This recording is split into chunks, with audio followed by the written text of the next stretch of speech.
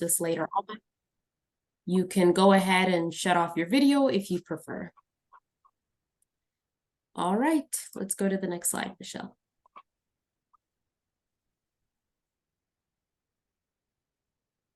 All right, thank you so much, everyone, for joining us today. I'd like to start off our meeting today with just some quick introductions. So I'm Aisha. I'm the Grassroots Advocacy Manager at Resolve, and I am the person who manages our Federal Advocacy Day. And I will pass it off to Barb Kalora, who's our president of Resolve. Hi, everyone. I'm welcome. As Aisha said, I'm Barb Kalora, and I'm so thrilled to have you here. As you can see from the agenda, we're going to go through a little bit of an overview of what the volunteer committee does and what the structure looks like. We're going to talk about the state captain program and kind of hear from our co-chairs on the vision for the committee. So this is the Volunteer Advocacy Day Committee.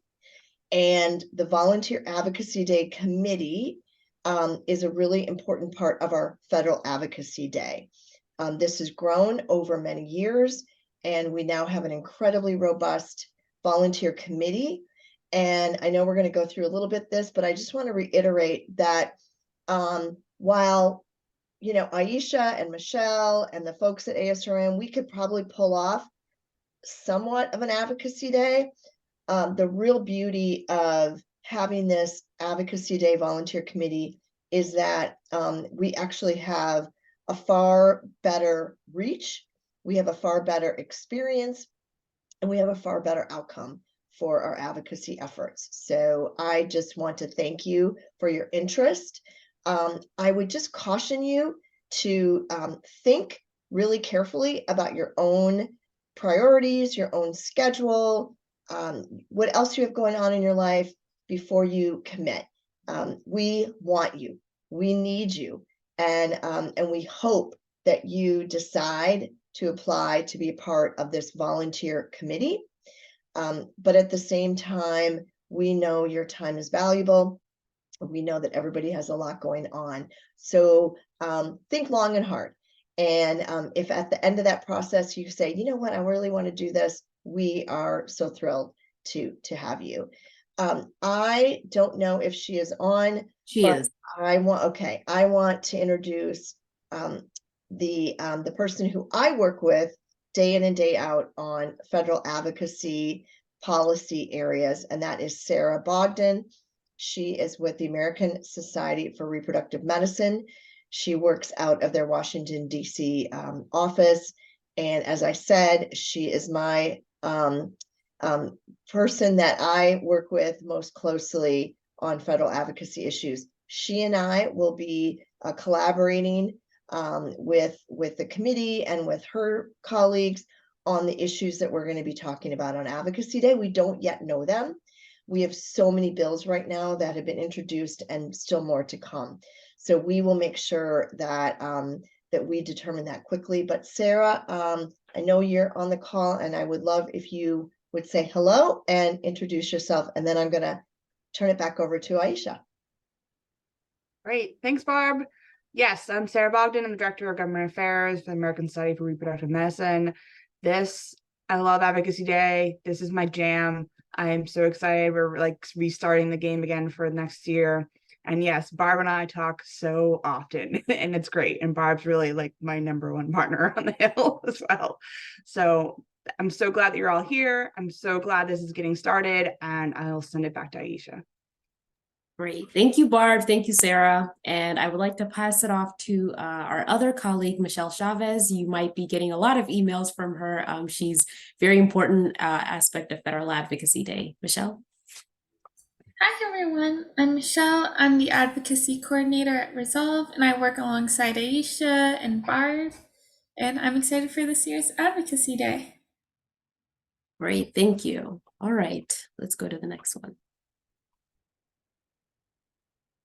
So just to go over for anyone that doesn't know that much about Resolve, maybe you've just signed up to be part of the Resolve Advocacy Network. Resolve was actually established in 1974.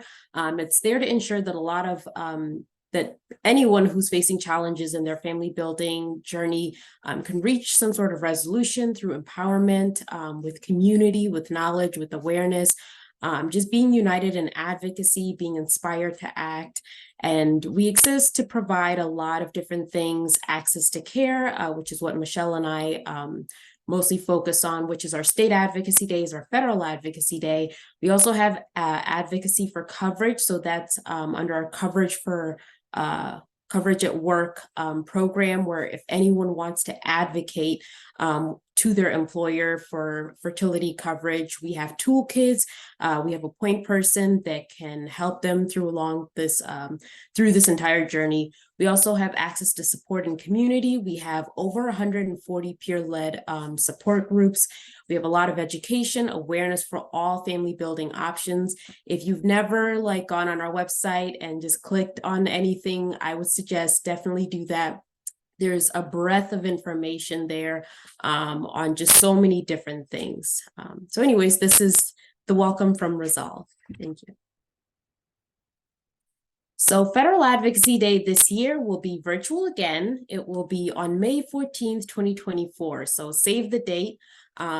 It's a really important date. I'm really excited that we're having it because it is the week right after Mother's Day. And that can be really important when we have people going into their meetings with their legislators and saying, well, we have this national holiday, and all the people in this room want is to be able to be a parent. And that's why we're advocating. Next. All right, and we've already introduced Sarah Bogdan, but just to go over the American Society for Reproductive Medicine, ASRM, they're our partner for Advocacy Day. They do so much for us for Advocacy Day, but they're a nonprofit, multidisciplinary organization focused on the advancement of science and practice of reproductive medicine. So that's just a little background on them, and you can also go on their website and learn a lot more about what they do. And I will pass it off to our two new Advocacy Day co-chairs, Ebeth and Julie. I think, Ebeth, you can start off with your introduction. Hi, I'm Ebeth Marshall. I have been volunteering with Resolve since 2016, where I started with state advocacy. I have been doing Federal Advocacy Day for this will be my 5th year. I've previously served as a state captain coordinator and on the state state captain subcommittee. And I'm just really excited to be here. And I really love Federal Advocacy Day. And so I'm very excited that you guys are here and that you're here to learn about it. And I can't wait to work with all of you. I'm also a board member of Resolve and personally have an infertility diagnosis. And this year we welcomed our daughter through surrogacy and embryo donation. And it's just fantastic that you guys are all here. Julie, do you want to introduce yourself? Thanks, Ebeth. So hi, everybody. I'm Julie Eshelman. This will be my 5th Advocacy Day, and I've been volunteering with Resolve for 4 years between Advocacy Day and starting a military infertility support group. I'm a military spouse, and so I have led I have been on the volunteer engagement subcommittees, and I've led the military subcommittee for the last 2 years. And so, now I'm, moving up into this role, and it's good to see so many familiar faces. So welcome back for those of you that I know, and it's so nice to meet the rest of you. And we hope to see you participating on this committee. And if not, we hope to see you on Advocacy Day. And so I think I turn it back to Aisha, but actually, no, I don't. I get to keep talking. So a little bit more about, kind of what this committee is. This committee is comprised of a group of the dedicated volunteers. Those volunteers are people that are on this journey. They're those that have resolved their journey. They could be family members, professionals in this space. And so we welcome you to help and support us with the preparation for Advocacy Day, all of the work that goes into making Advocacy Day happen, and all of the things that happen after Advocacy Day. And so we work together as a full committee with our different subcommittees to, get things done like community outreach to help with recruitment, the state captain program, and engaging our volunteers, and so much more that I'm pretty sure we're going to be getting into the next few slides. And so I'm going to pass it off to Ebeth. So why would you join a volunteer planning committee? We're going to utilize your skills to further advance the mission of all people who need access to family building services, make an impact. Resolve is a small organization, and your volunteer hours are going to go a very long way. Meet new community members and friends, and step out of your comfort zone and develop leadership skills. This is a great quote from somebody that has volunteered in the past. I'm loving my time serving on the volunteer committee. I feel a sense of purpose, and I'm thrilled to be giving back. I'm definitely found my people, and I'm certainly leveraging my strengths. So the application process for, joining the volunteer committee, it's pretty easy. There's just a quick application form so that we can kind of get to know you, know the skills and talents that you have and that you can bring to the team, so that we can utilize your skills and talents in the best way. And a note to those of you that were on the committee last year, you don't need to submit a new application. You just need to email advocacy@resolve.org and just express that you're interested in volunteering again. We do have a term limit of 3 consecutive years on the planning committee in a specific role to help prevent some of that burnout, but also so that we can kind of develop our team and, make sure that we are staying current and things like that. And then if you are also just have all that experience and you've kind of reached that term limit, we would encourage you to become a state captain and use all that experience that you have to kind of empower the next generation of advocates.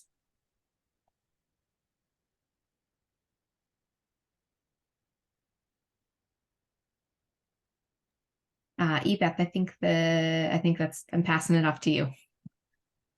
Oh, perfect. Sorry. The volunteer committee structure. So we're doing it a little bit different than we have done it in the past. So we're still going to have 2 co-chairs, but this year it's going to be more like a president and a VP format. Last year we did get some feedback from having 2 co-chairs, and that sometimes it was confusing as to who was leading the groups and who was really one to take control or to be the ultimate person that was responsible for the group. And so this year, we're going to have someone that's going to be ultimately responsible, and then someone that's going to be in more of a support role for that. So now we'll have a president and a VP. No voting, but we'll come up with a way. And we'll have a total of 9 subcommittee leads and volunteer committee members in each of the subcommittees. And then this is my personal favorite, only because I was on it for 3 years. But this is the state captain program. So what is the state captain program? It's a leadership team, and it's an organization and coordination structure. It's a communication mechanism. And what is your responsibility as a state captain? It's to lead your state delegation through Advocacy Day and orientation. And it's to organize, it's to organize your state delegation for Advocacy Day and to inform your state delegation of news, updates, developments, and schedules. The state captain is really, so the state captain subcommittee, it's basically the funnel, right? So the state captain committee is where we get all the information, and then the state captains then get the information, and then they train all of our volunteers, and then all of our volunteers then get to go to the Capitol, and then they get to go and make their pleas to our Congress members and really get to talk about their stories. And so our state captains are so important in the training role and getting everyone just really organized and put together. So that's why the state captain program is so important for us.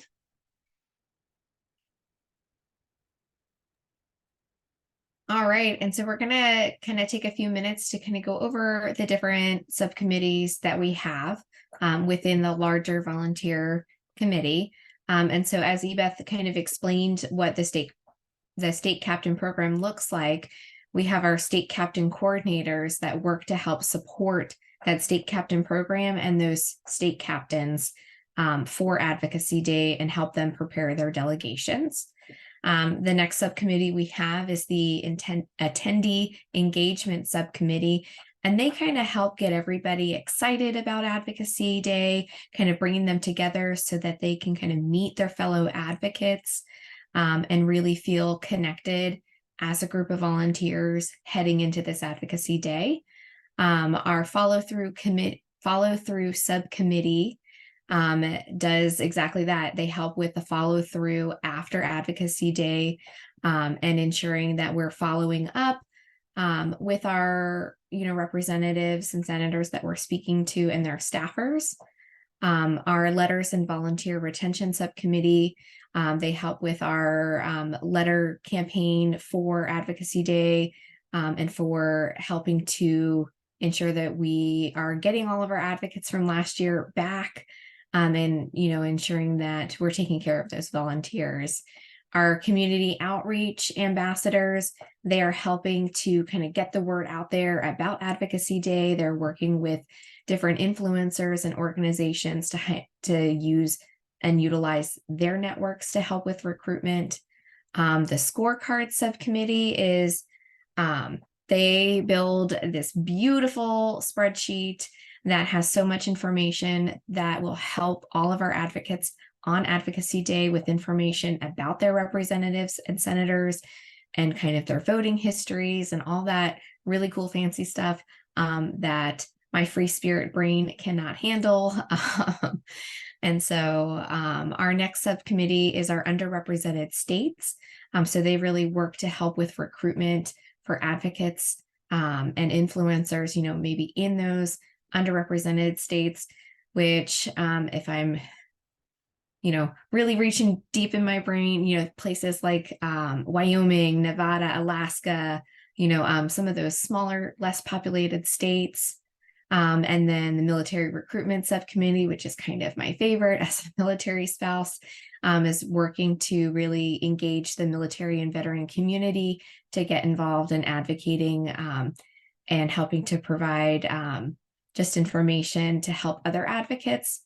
And then our generalist and reservist subcommittee, they are kind of like our bench, and they are going to help the different committees that may need extra support at different times leading up to Advocacy Day. And so Aisha, if I missed anything, please chime in. No, that was perfect. Thank you. All right, Ebeth, I think I'm passing it back to you. Yeah, so the volunteer committee promise. You will be utilized. We value every volunteer. We're going to take you up on your offer to help. We want you to contribute in every way that makes you most comfortable. Your time, and status as a volunteer will be respected. It is our goal as co-chairs to limit the cognitive burden of this commitment. We strive to be efficient, productive, and professional in all interactions, focused on legislative change.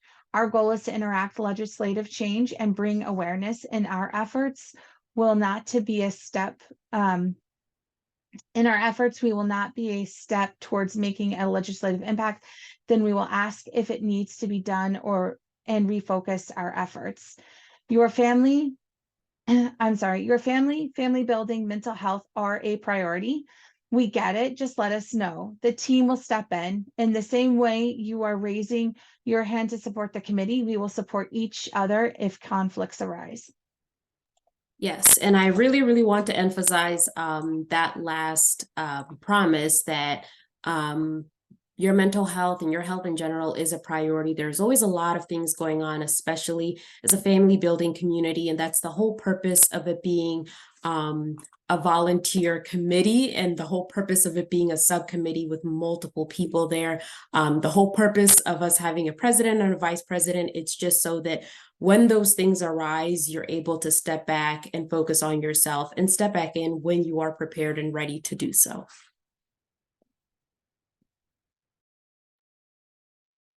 So for Advocacy Day, we have some goals. The big one that we fell a little bit short on last year is we want to have an advocate from each and every state. And so that's going to take a lot of work from our committee to really be able to help, empower and encourage people to use their voice.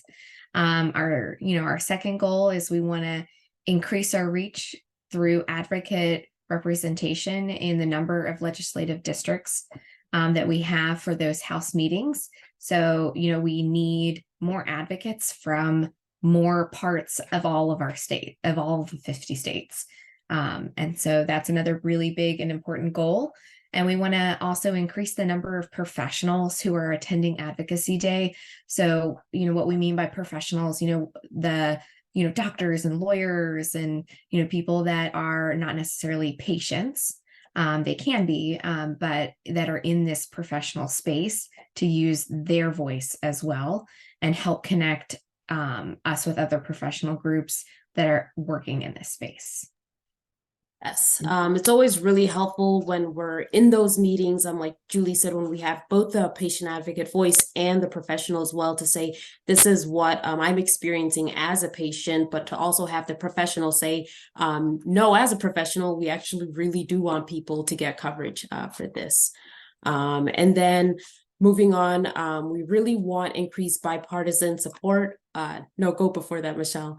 Increased bipartisan support and the number of co-sponsors for the bills, issues raised. We really want as many senators, representatives to be supporting our bills. If you participated in Advocacy Day 2023, you've probably already been getting messages from me about bills that have been introduced, and please reach out and ask your senator, your representative to become a co-sponsor. And that's the whole point. We want to carry all of this momentum from 2023 into 2024 and past 2024. We want to always keep the ball rolling.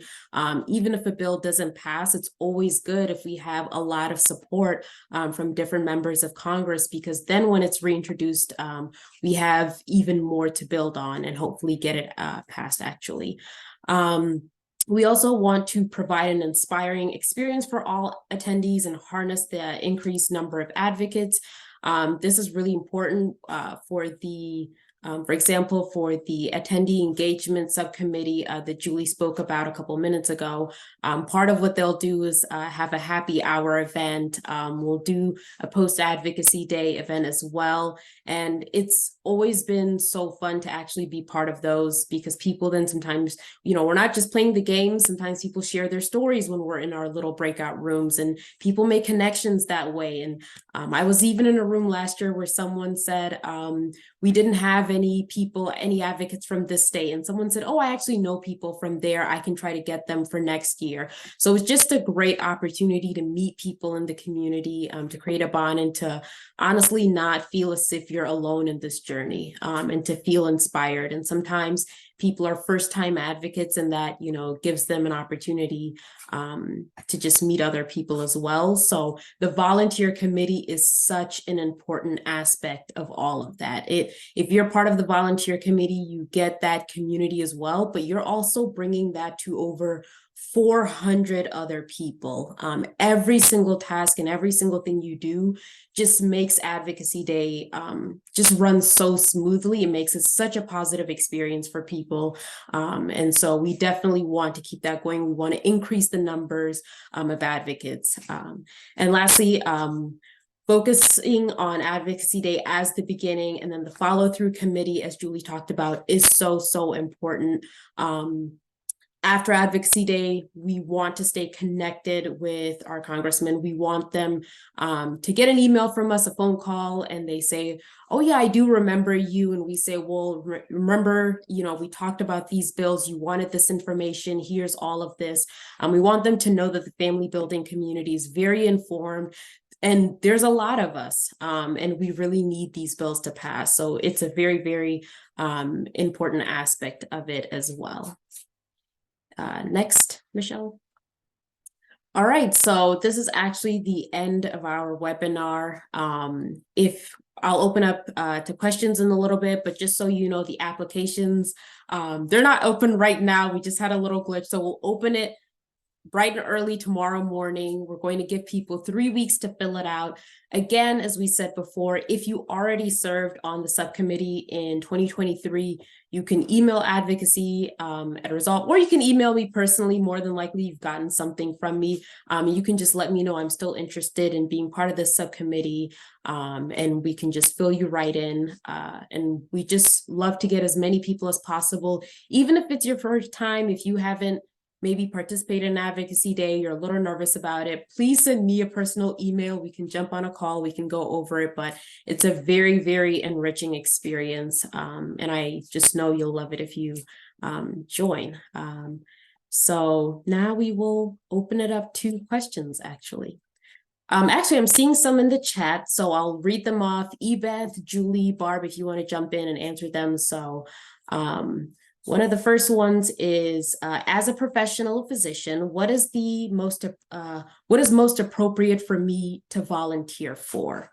Does anyone want to take that question? Barb, Ebeth, or Julie, or I can take it. So I would say, where are you, what of those subcommittees is something that excites you, or that you have a skill set that you think you can, utilize for that subcommittee, I think would be, some of the best. I don't know if Ebeth or Barb, you have a better suggestion, but that's, kind of my gut reaction is, what interests you, where are your skills that you can lend to us? Yes. I totally agree. The only thing I would add to that is that we do need a tremendous amount of help in outreach, and we've heard this over and over. We want all 50 states. What I haven't told everybody is I have a new goal. So there are 435 congressional districts in the United States. So there's 435 members of the House of Representatives. I would love to have every single congressional district represented. So not just all 50 states. So now this is where Aisha has a heart attack and goes, what? So we want not only all 50 states, but we want all 435 congressional districts. And I have to tell you that there are many, many organizations where that's what they tell members of Congress. They say to members of Congress, we have constituents and or members in every congressional district, and they care about our issues. Wouldn't it be amazing if Resolve and ASRM can say that? So if you are a professional, if you're a physician, you have the opportunity to help us spread the word, and to motivate your colleagues across the country to participate. Thank you. The next question is, what does the time commitment look like? So that's a little bit different for the state captain program, but in general, for all of the other subcommittees, it'll be about 5 to 10 hours a month. As we get closer to Advocacy Day, of course, you might be seeing more of the upper limit of that time period. But again, you are working in a team. So if there's any issue that comes up, that's something that you can just discuss with your lead of your subcommittee. And that's also the big reason why we have a reservist subcommittee, is that when someone needs to step away, if it's a time commitment issue or just something that they need to take care of, the reservist can then step in. And then the reservist subcommittee, they do have a lot less hours per month, but it's an opportunity for someone, if they have more flexibility, maybe they don't want to have as many hours, but they still want to be a part of the volunteer committee and then step in as needed, especially as we get closer to May. That's the perfect subcommittee for someone like that. And then the next question is, when will the application be available? It will be available tomorrow morning. Again, like I said, it's Night of Hope next week. So Resolve staff has been really busy. We weren't able to get it live tonight, but it will be up and running tomorrow morning. And I really look forward to reading everyone's application. And what I will say is that I actually don't turn anyone away from being part of the volunteer committee. So if you apply, I'll put you in something. The next question is it okay to volunteer if you're new to Resolve and being an advocate? I've talked a lot, so Julie, Ebeth, Barb, does anyone else want to answer that? Absolutely. I will. Absolutely. It's okay to advocate. I mean, to volunteer. So the thing is that you've got a story and you're here. So your voice is as important as anyone else's voice here. And there's a place for you on any of the committees. There's definitely a committee for you, and you definitely are here. So please, please, please. Yes, yes, yes. Absolutely. And of course, you'll always be supported by your subcommittee lead. We'll have a volunteer committee meetings, bi-weekly meetings, which will actually be weekly as we get closer to Advocacy Day. So we're not going to throw you in and have no explanation. We have a very specific task list. We go over everything. I also have a volunteer committee manual that's also going to go into depth about what everyone's supposed to be doing in the volunteer committee. So there'll be a lot of explanations, but everyone has some type of skill. For some people, it's social media. For some people, it's engaging with people. Whatever your skill is, more than likely you can bring that to a subcommittee. So even if it's your first time ever being part of this volunteer committee, you have some sort of skill that will be greatly appreciated and used. Let me hear. Okay.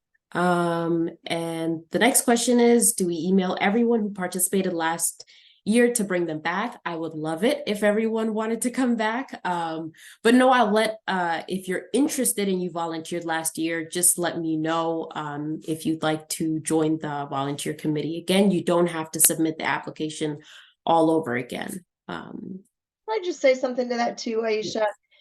Certainly everybody who has volunteered in the past got invited to tonight, has, been apprised of the plans. We announced that Julie and Ebeth were co-chairs a bit ago. And so everybody who participated on the committee knows that. So as Aisha said, we love people coming back, but we've put it out there.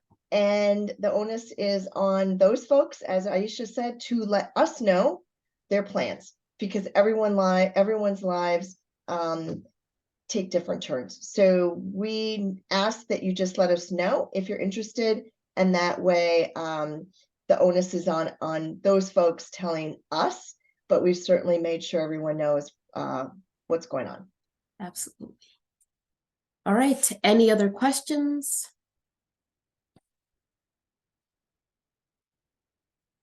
Anyone else? You can put it in the chat, or you can just use the raise hand feature and I will call on you. Okay, another one.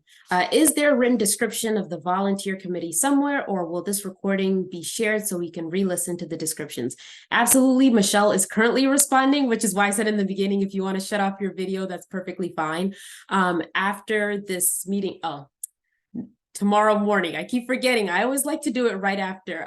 But no, tomorrow morning, we will send out an email that has the link to this recording. And it also will give you the link for the state captain program and the volunteer committee application. In that application, I have each subcommittee listed, and also descriptions of that subcommittee, as well as the list of skills you'll be utilizing in that subcommittee. So you'll have an opportunity to read over it. And if you have any questions, like I said before, please contact us and we can give you more information if you need. The next one is new to Resolve. Any committees in South Florida and support groups, I guess for those new to IVF, any committees in South Florida? Okay. Aisha, I can take this one. Okay. So no, that's okay. So for Florida, oh, there you go. Kara responded. So there you go. So for this webinar, so this webinar is specifically for Federal Advocacy Day. And so this is just for our one event, but head on over to Resolve's webpage. And on Resolve's webpage, that talks about the support groups, and that's where you can learn more information about support groups specifically in Florida. And then our committees are not by region, but actually for all of the US. So it's for the federal level. So it's not by state. So we do have representation for each state as we go to the federal level, but it's for everyone in the US, and our committees represent everyone on the federal level. So I hope that answers your question. Okay, great. Thank you. Okay, anyone else? Any other questions? Are there any committees in New York? So like Yvette said, our committee we're focusing on Federal Advocacy Day. So the volunteer committee, if you think about it, for an event to go smoothly, we have to have different aspects of it. So we have the scorecard subcommittee. We have the state captains that train the state captains and kind of funnel all that information down. We have the reservists that step in to help anyone. We're representing just the federal lobbying day, not specific states, but for those that actually sign up to participate in Federal Advocacy Day, you are going to be speaking to your senators and to your representatives from your state, if that makes sense. So there's not like a specific subcommittee on a specific state, if that makes sense. And again, when we send out the email tomorrow morning with the volunteer committee application, if you click on it, again, you'll see the different subcommittees listed that you can join, and you'll also see a description of them as well. And I just want to add in, Ebeth and Aisha just did a great job of explaining that. This is an event on May 14th. It is virtual, but we're working towards that one event. If you are in a state and want to get involved in advocacy with your state legislature, so for example, I know New York was mentioned, that would be your state legislature in Albany. Florida was mentioned, that would be your state legislature in Tallahassee. Please also reach out to Aisha and or Michelle, because they work also on state advocacy issues, and that's very, very different. We don't have any advocacy days in New York or Florida, and so they can answer your questions there.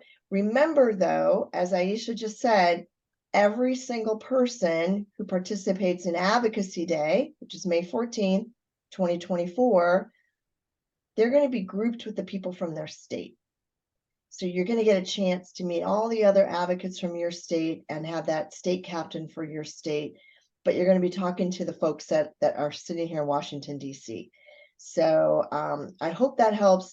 And we do find, Ebeth mentioned this in her intro, she wanted to get involved in advocacy in Arizona, where she lives. And likewise, she wanted to get involved in advocacy at the federal level. So you can do both. Absolutely. And like Barb said, if you do have questions about states after this, you can contact me. We do have state advocacy stuff. I have a whole toolkit on states that I can send you. But this one just for today is for Federal Advocacy Day specifically. All right. Any other questions? Going once, going twice. All right, we made really good time today. We finished kind of early. If you end up having a question and it just pops into your head 5 minutes after this ends, like I said, please email me. We have that Advocacy Day at Resolve email down there, but some of you might already know my personal email, so you can also just contact me through there.